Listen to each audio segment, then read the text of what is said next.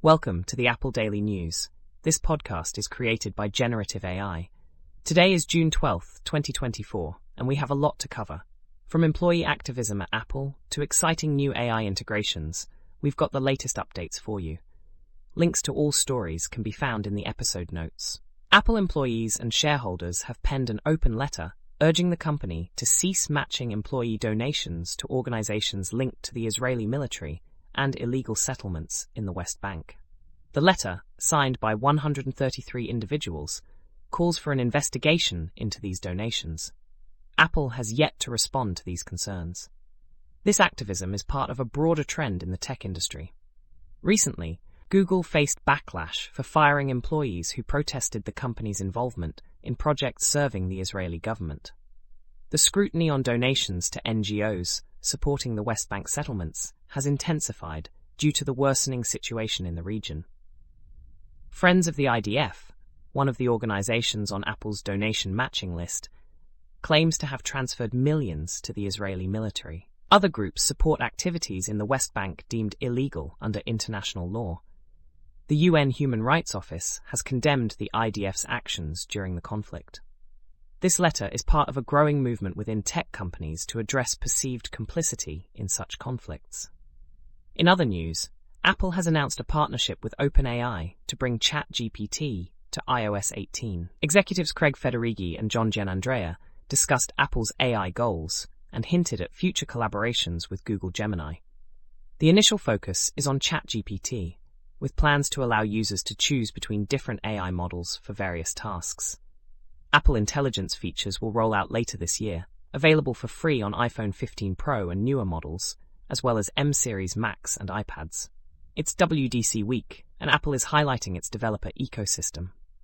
A feature in Apple products allows Emacs key bindings in macOS native apps, like Notes and Safari, a convenience for Emacs users maintained since 2001.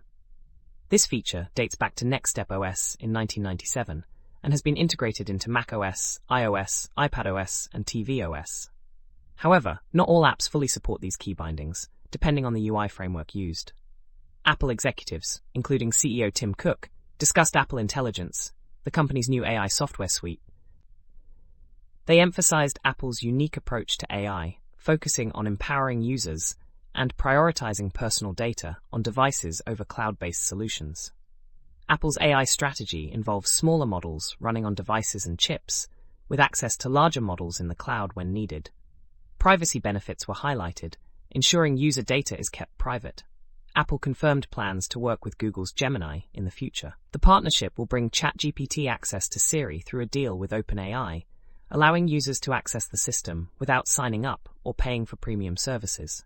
Siri will alert users before redirecting them to ChatGPT, ensuring privacy and transparency. Apple also announced Apple Intelligence, a generative AI offering, and revamped iOS 18 with more customization options. At WWDC, Apple introduced Apple Intelligence, a suite of AI capabilities designed to provide personalized services while ensuring data security. The system processes AI tasks locally on devices and encrypts any data exchanged with cloud services. Apple's approach, called Private Cloud Compute, will undergo verification by independent security researchers to maintain privacy. CareKit is a platform enabling the development of apps to improve care for challenging medical conditions. It offers features like creating treatment plans, tracking patient progress, and facilitating patient care provider connections. Successful CareKit apps include Stanford Children's Health, Sharp Health Companion, and Health Steps, among others. These apps aim to provide personalized care and support to patients, leading to better health outcomes. Apple and OpenAI's partnership suggests a move towards upselling users to a subscription model. While it's unclear who is paying whom, Apple might eventually charge more for iPhones after potentially paying for AI access rights. OpenAI may also charge users who exceed their quota, highlighting the complexities of economic reasoning and optimal contract theory. Apple's approach of integrating various functions into multiple apps, like Notes, Reminders, and Calendar, is criticized for causing confusion and redundancy. For example, the addition of a calculator to the iPad that allows handwritten input also works in Notes, leading to overlap and unnecessary complexity. The division of apps based on vibes rather than functions is seen as counterintuitive, prompting concerns about clutter and lack of clarity in Apple's design choices. Apple recently released their AI system, focusing on experimentation with 4 types of models: AI models, models of use, business models, and mental models of the future.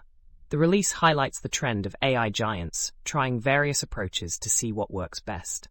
Apple's AI system includes smaller models that run on their devices and a medium-sized model that can be accessed in the cloud. Apple is expected to enhance Siri in the upcoming iOS 18 by leveraging advancements made by large language models, LLMs. Siri could potentially switch between LLMs when it lacks a suitable answer, improving user experience.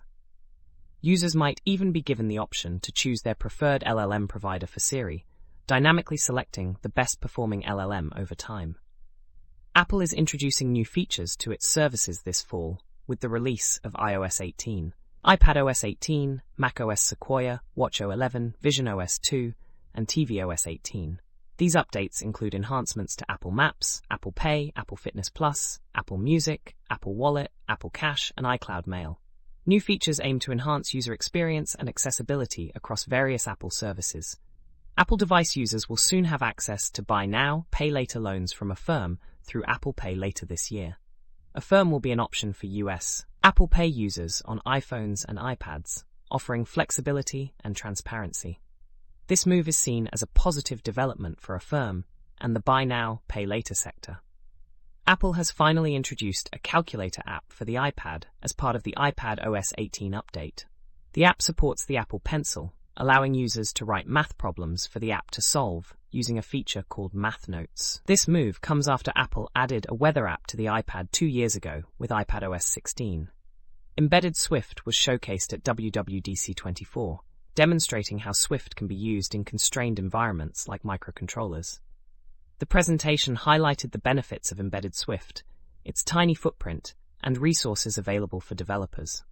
Practical examples were shared, showcasing how to create an embedded Swift application and control an LED.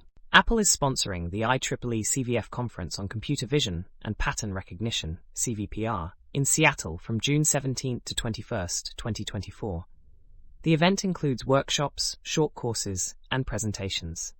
Apple will showcase projects like human Gaussian splatting and mobile slip, highlighting their involvement in computer vision research. Elon Musk has threatened to ban Apple devices within his companies if Apple proceeds with integrating OpenAI's ChatGPT into its operating systems. Musk expressed concerns about security violations and proposed that visitors store their Apple devices in Faraday cages. Despite Musk's concerns, Apple clarified that user IP addresses would remain hidden and OpenAI would not store requests. The video titled A Swift Tour from WWDC 24 explores the essential features and design philosophy of the Swift programming language. The talk covers topics like modeling data, error handling, protocols, and writing concurrent code. Practical examples and code snippets are provided to help both beginners and experienced Swift developers maximize their understanding and usage of the language. The article discusses the upcoming Apple Intelligence features in iOS 18, expected to be a significant integration of AI software and consumer hardware. These features include actions based on user data, notification management, and text rewriting. However, these features will only be available on the latest and most expensive iPhone models, creating a need for hardware upgrades. That's all for today's episode of the Apple Daily News. We hope you found these updates insightful. Don't forget to check the episode notes for links to all the stories we covered. Join us again tomorrow for more Apple news and updates. Have a great day.